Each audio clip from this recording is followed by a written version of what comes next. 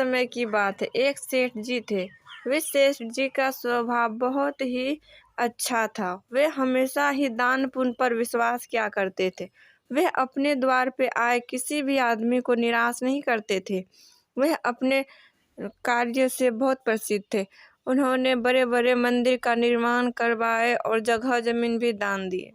एक दिन एक किसान से कहा, रामू, तुम बहुत गरीब हो और ये लो मेरी तरफ से तुम्हारे लिए 2 एकड़ जमीन। इसी में तुम फसल उगाओ और अपने परिवार का भरण पोषण करो।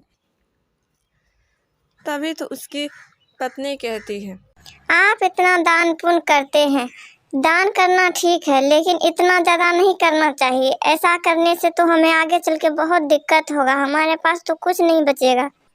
तो सेठ ने कहा, दान पुण्य करने से कभी कोई चीज घटता नहीं है, वो तो हमेशा ही बढ़ते रहता है और इसका फल मुझे कभी न कभी जरूर मिलेगा। समय बीतता रहा। सेठ जी का घर अब झोपड़ी बन चुका था। वे लोग बहुत गरीब हो चुके थे। उनकी उम्र भी बहुत हो चुकी थी और वे लोग अब झोपड़ी में ही रहते थे। तो सेठानी ने कहा, मैंने कहती थी कि आप इतना दान करते हैं, जिसके कारण ही आज यह दिन देखना पड़ रहा है। एक ज़माने में हम सेठ थे, लेकिन आज हम एक गरीब के रूप में हैं और ना ही हमारे पास खाने के लिए कुछ है। आप ही बताइए अब क्या होगा। तो सेठ ने कहा, तुम चिंता मत करो, मैंने जो दान पुण्य किए हैं एक न एक दिन उसका फल जरूर मिलेगा। तभी एक दिन राजा के मंत्री ने कहा,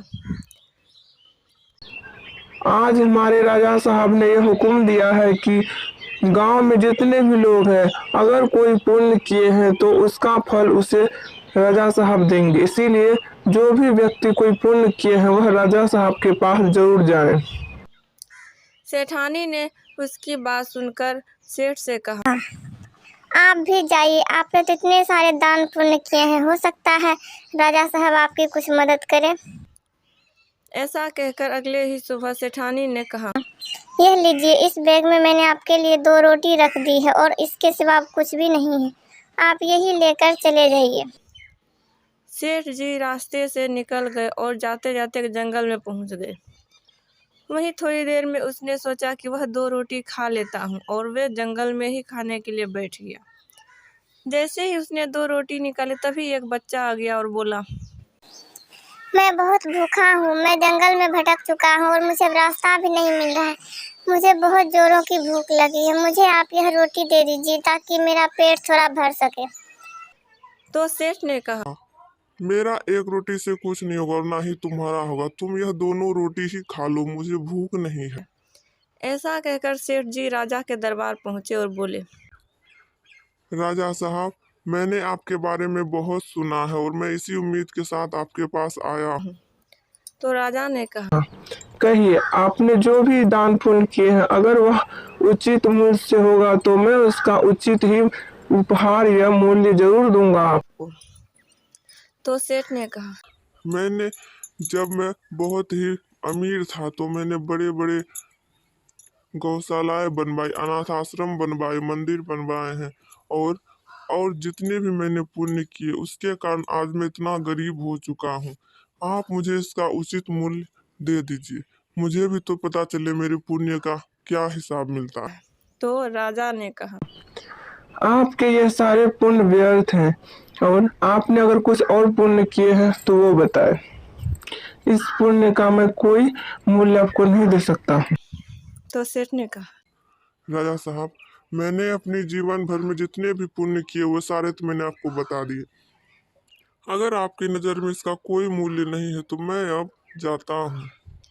तभी राजा ने कहा, रुकिए, आपने जो पुण्य किए हैं वे तो मुझे बता दिए हैं। पुण्य एक हाथ से करे तो दूसरे हाथ को पता भी ना चले, उसे पुण्य कहते हैं। और आपने जितने भी कार्य किए हैं सब मुझे बताए, लेकिन मेरे हिसाब से उसका कोई मतलब नहीं है। कल जो आपने एक बच्चे को खाना खिलाया है उसके बारे में आपने कुछ नहीं कहा और वही आपका असली पुण्य है। मुझे मेरे सेनापति ने बताया था इसके बारे में, लेकिन वह बात आपने मुझे नहीं बताई और वही आपका असल पुण्य है। इस पुण्य के लिए ये लीजिए, आपके लिए मैंने इतने सारे मोहरे दिए हैं, इससे आपका बुढ़ापा आराम से कट जाएगा। तो सेठ ने कहा, राजा साहब मुझे माफ कर दीजिए। मैं हमेशा ही पुण्य करता और उसके बारे में हमेशा ही सबको बताया करता था, ताकि लोगों को पता चले कि मैं कितना बड़ा दानी हूँ। और इसी कारण मैंने अपना नाम बढ़ाने के लिए इतने इतने दान किए। दान में मैंने अपना राजपाट सब दे दिए, लेकिन आज तक उसका कोई फल नहीं मिला। मैं आज समझ चुका हूँ कि दान देने से किसी को बताना नहीं चाहिए। जो दान हम करते हैं उसे अपने पास ही रखना चाहिए। हमें किसी से कहना नहीं चाहिए, उसका फल तो स्वयं भगवान ही देते हैं।